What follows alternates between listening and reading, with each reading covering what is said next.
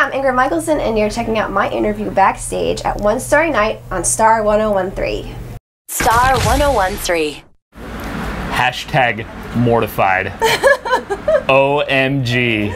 Can we just talk about what happened on stage? I'm so sorry. He introduced me as Mary Lambert. I was dressed up as Buddy the Elf. Yes, I saw that. And it was a pretty good introduction up until the moment when I said, ladies and gentlemen, here for you, Mary Lambert, Ingrid Michaelson. It was like I was a double personality. I could not believe it. Like, I'd gone through that routine so many times in my head. It doesn't bother me. I mean, if you're going to call me somebody, call me Mary Lambert. That's fine. She's very sweet and very talented, so. Fair enough. Have you ever had like an on-stage brain fart like that? Yeah, I was at Borders bookstore, and they had this whole big like telecast, like web and TV, and it was live radio, and I remember I just was like, I want to really thank Barnes & Noble for all of their support.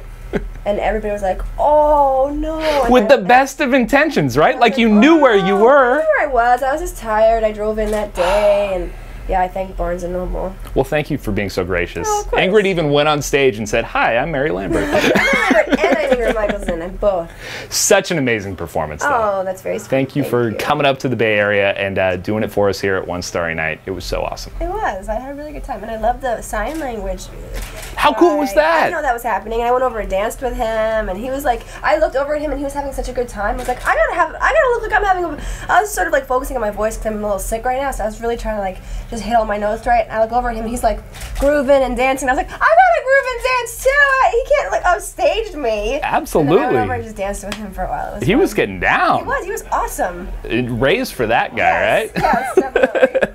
So I hear you're a big fan of the holiday season. I am. I have a reindeer tattoo on my arm. Is that what that is? Yeah. How cool. What was the inspiration behind that? I like Christmas. I love Christmas, so. And so when you're thinking about tattoos for your body, you said to yourself, reindeer. I wanted this one for a long time, yeah. Really? Yeah. How cool. What are some of the other ink? Anything else you'd care to share? This is my husband, and this is my mother, and who just passed recently, and this is for my mother and my father, because I love them. I'm a family girl. Family and reindeer. Yeah, family and Christmas. I think that's a testament. Pretty much all I need in my life. To what the holiday season is all about. But I hear, like, even on your tour bus, in your van, it's just like all these Christmas things. Movies, Christmas music, Christmas candles. Yes, I'm very Christmassy. Do you have a favorite Christmas song, a song for the holiday season? Have Yourself a Merry Little Christmas, which I sang tonight. I know, it was beautiful. And I just sang it on we did the regional live taping of the Rockefeller tree lighting. So from there's the 7 to 8 hour, which is like the East Coast, and then 8 to 9 is I have national. DirecTV, so I was able to see it all. That's awesome. Yeah, so they called me like 2 days before, and they were like, they realized they had like flexible time, they had more time. They were like, we know that you love Christmas, and we know that we've wanted to fit you in for like a few years now, and can you do it? And I was like, yes, I can, of course. So I sang that version of the song. On the ice skating rink. It was like one of my favorite moments How ever. awesome is that to have a reputation for loving Christmas? I know. I was like, I know I love the booking agent for the Rockefeller tree lighting. It's like, I know how much you love Christmas. That's awesome. I hear you have some Christmas songs available. Yeah, well, I have holiday. Yeah, I've written some. I wrote, what did I write? A song called Snowfall Kind of Love, and I wrote a song called When the Leaves, and then I have Yourself a Merry Little Christmas, and a couple other. I've got some holiday songs out there. Winter Song, which I wrote with Sarah Bareilles. So yeah, I have some. I want to eventually do like a whole Christmas album, but it's hard. It's hard to tour and do regular albums and then do a Christmas. I keep releasing like little songs, singles here and there for Christmas. So you're saying this entertainment thing isn't that easy? It's not as easy as we make it look, for sure. Fair enough. What is it about the holiday season, about Christmas? Are you going back to family? Yeah, I think growing up, it was always just a really warm, fun time at my house and my family. It's just the tradition of it was just really special to me, and the food and just the way we all were with each other, and we would all sing around the piano, and so I think just family tradition and that feeling I just love. So right on. Well, let's talk a little bit about your latest album, Lights Out. It's this album that you can just listen through nonstop. It can literally, it's one of those albums that can be on repeat. and you don't get tired of. Well, that's sweet. Thank you. Which is an amazing thing because, you know, you listen to something enough and you're like, okay, right, time for something else. But I really love the album. Thank you. I mean, I wrote it with a lot of different people, which I'd never done before. I co-wrote with a lot of different people, and we had a bunch of different producers. And so I feel like maybe it has like an eclectic kind of collaborative feel. So it's not the same thing over and over again, which is what I wanted. I really wanted it to feel very collaborative and just like a lot of different people coming together. I wanted it to have a thread of cohesiveness, but I did want there to be enough variety and that feeling of just collaboration. I wanted that to come through. So this is your 6th studio album? Gosh. Is that right? Well, let me think. I know there's a lot of counting to do. I don't count the first one because it was like my first one. It was bad.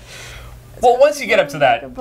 Wait, Girls and Boys, then Be Okay was like an EP, but people don't think of that as an EP. Then there was Everybody in the Human... I think it's technically, in my brain, it's my 4th. But if people are going by actual discs that are like just actual, that would be 6. 4, 5, 6. When you get up to that range, is it hard to have a favorite, or is there one of your albums that stands out as being? Well, this one. You always like your most recent one. Fair enough. I will say I loved Girls Chase Boys.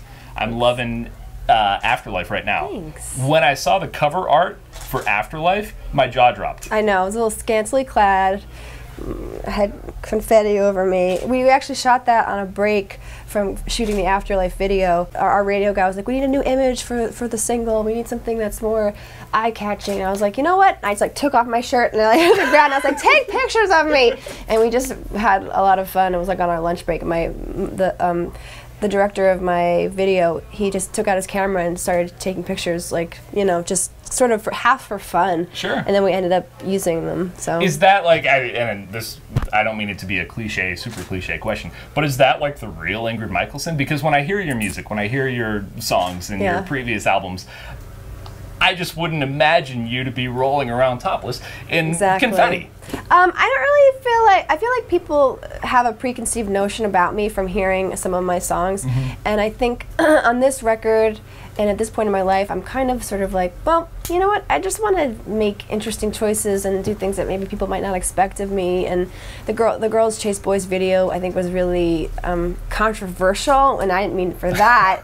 Well, a lot of people you know, men wearing lipstick really offends certain people, homophobic creepoids on the internet, which write horrible things. But and it's so weird to me that it still happens, like in 2014, almost 2015. Like, really? I know. No, there's a lot of really ignorant people in the world. But I kind of don't want to be put in a box anymore. So I'm doing everything and anything that I want to do. That's sort of where I am in my life. You know, I'm not like a little girl anymore, and so if I want to roll around in confetti, I'm going to fucking do it. I'm sorry. You go, Ingrid Michaelson. Thank you. I love it. Well, I love the album. Thank you. I love the single. I love your performance that you put on here for us tonight, and I love how gracious you were and forgiving. Yes. And don't again, worry about it. # mortified. I apologize so much, Mary Lambert. Ingrid Michaelson. Ingrid Michaelson. Thank you so much You're welcome. for playing for us here at One Starry Night. Thank you.